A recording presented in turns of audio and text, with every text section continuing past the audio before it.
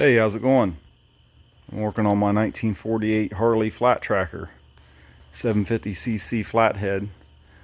Just tore it down for a top-end rebuild and been running it for 3 seasons, about 4 races a season.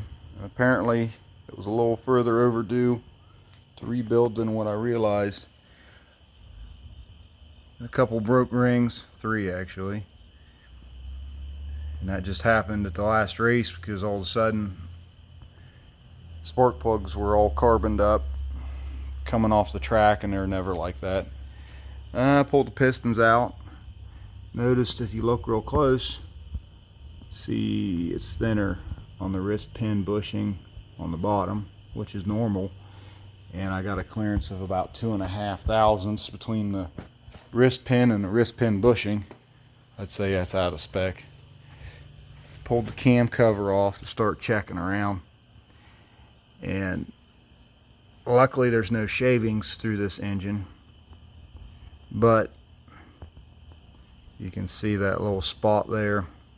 The lobes have spots on them. It's probably from valve float, I guess. I'll have to set up my springs a little tighter, and same way with the rollers, they're specced up. Trying to get it in where it's not glaring, but there's a little, looks like a black plastic mark almost, but it's just, apparently they were banging around right there. It's kind of nasty. So order pistons, work standard bore on Dixie cylinders. Order 10 over pistons. I have to put in new wrist pin bushings.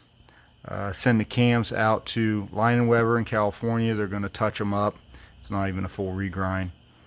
And the cam bushings are probably way out of spec because they're at 3.5 thousandths clearance on what I call the inboard, or the ones in the case. So especially these two, but if you do one, you might as well do them all.